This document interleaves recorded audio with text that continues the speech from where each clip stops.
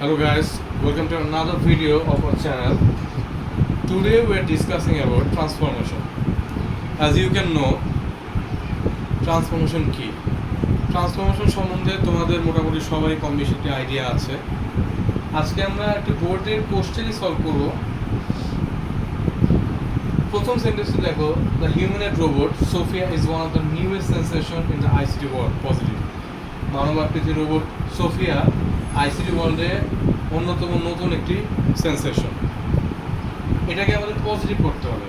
দেখো, এই যে ওয়ান অফ দ্য আছে, ইট মিনস এটা হচ্ছে superlative, so we are going to make it to positive.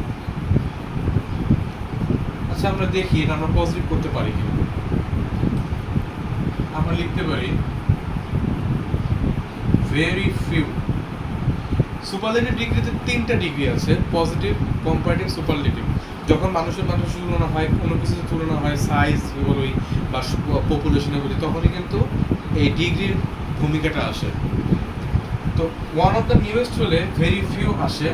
আমি শুরুতে একটা কথা বলে রাখি, এই যে ব্যাপারগুলো, এই যে ডিগ্রি নিয়ে বা ভয়েস নিয়ে আমাদের আরেকটি ভিডিওতে তোমরা এটা নিয়ে ডিটেলস আলোচনা পাবে। এখন হয়তো আমরা অত ডিটেলস এটা নিয়ে আলোচনা করতে পারবো না। তো মোটামুটি যারা জানো তাদের জন্য উপকার হবে, যারা জানো না তারা অন্তত পক্ষে এখন কাজ চালিয়ে নেওয়ার জন্য ভিডিওটা দেখো এবং আমাদের ফলো করো। Very few sensations in the ICT world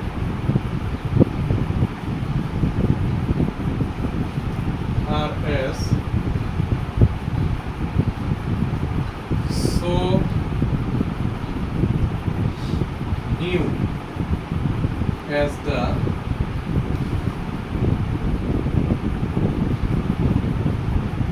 humanoid robot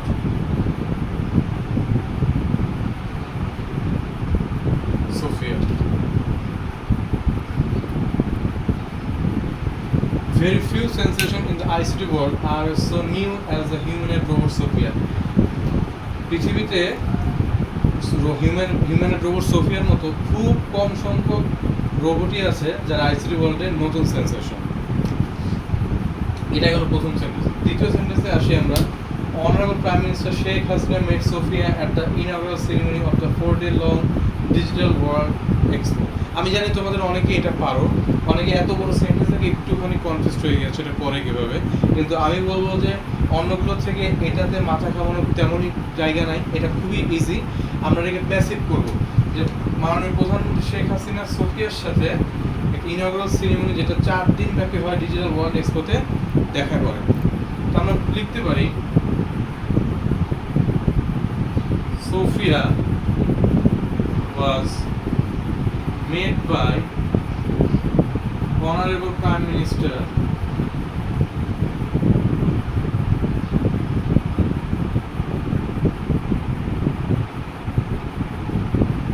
Sheikh Hasina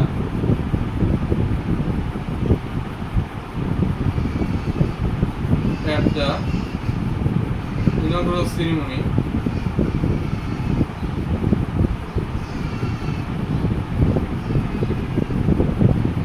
of the 4-day long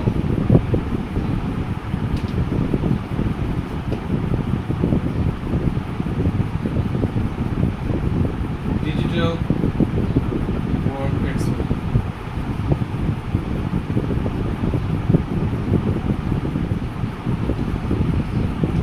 আশা করি তোমরা এতটুকু পর্যন্ত বুঝেছো।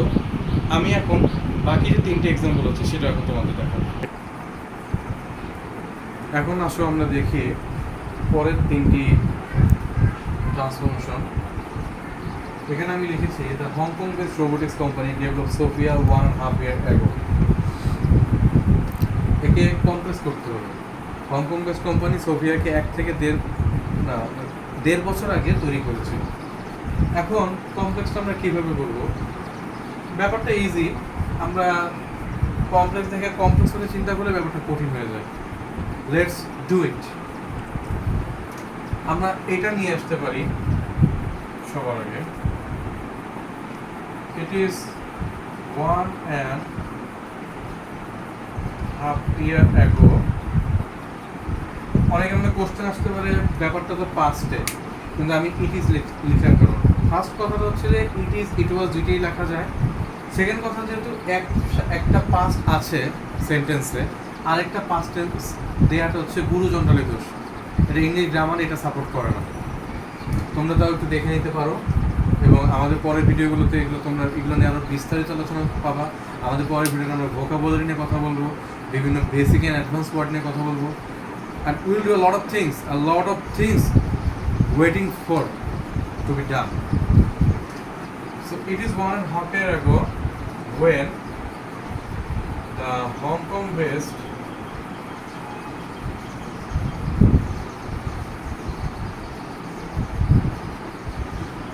robotics company developed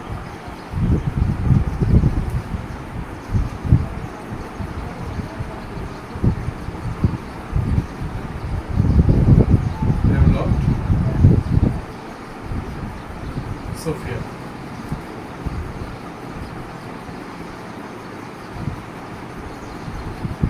It is 1.5 years ago when the Hong Kong based robotics company developed Sophia. আজ থেকে 1 থেকে 1.5 বছর আগে যখন হংকং বেসড রোবোটিক্স কোম্পানি সোফিয়াকে ডেভেলপ করে। Let's talk about the fourth example. Wearing a yellow Jamdani top and skirt, the robot came on the stage. Make it compound. Simple complex কম্পাউন্ডে আমি বলবো সবচেয়ে ইজি হচ্ছে কম্পাউন্ড, যেটা বাংলাকে বলি আমরা যৌগিক বাক্য। আমরা বাংলা ব্যাকরণে আছে জটিল বাক্য, যৌগিক বাক্য এবং সরল বাক্য। ইংলিশে সরল মানে সিম্পল, জটিল মানে কমপ্লেক্স, এবং যৌগিক বাক্য হচ্ছে কম্পাউন্ড। এখানে জাস্ট একটা ওয়ার্ড দিলেই পুরো কাজটা সহজ, এবং সেই ওয়ার্ডটা এখানে আছে, আমাদের আইডেন্টিফাই করতে হবে। অ্যান্ড জামদানি টপ এবং স্কার্ট করে রোবটটি স্টেজে উঠে এলো। তো আমরা দেখব রোবট ওর yellow Jamdani top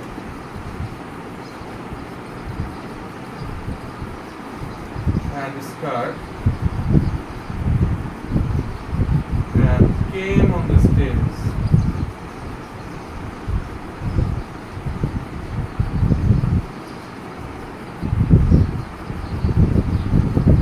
তোমরা এই মিস্টেকটা করো না যে এই অ্যান্ডটাই কিন্তু এখানে ইউজ হয়েছে না, এই অ্যান্ডটা হচ্ছে এই জায়গার যে অংশটা সেটা বোঝাতে, এবং পরে অ্যান্ডটা হচ্ছে পরেরটাকে অ্যাড করতে।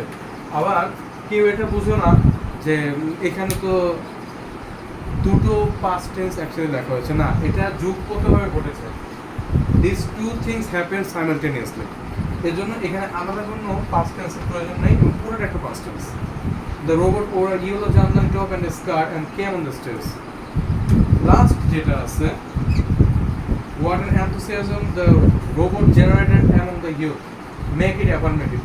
সেন্টেন্সটা যখন আমরা দেখছি এক্সক্লেমেটরি সেন্টেন্স সাইন আছে, it means it's an exclamatory sentence. So let's do it. নিয়ম হচ্ছে লিখতে হবে the robot generated great enthusiasm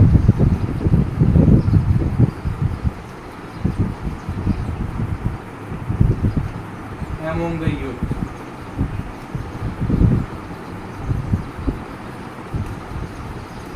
আমি জানি আমার হ্যান্ডরাইটিং কত ভালো না, তাও আশা করি তোমাদের বুঝতে সমস্যা হবে না। The robot generated a great enthusiasm among the youth.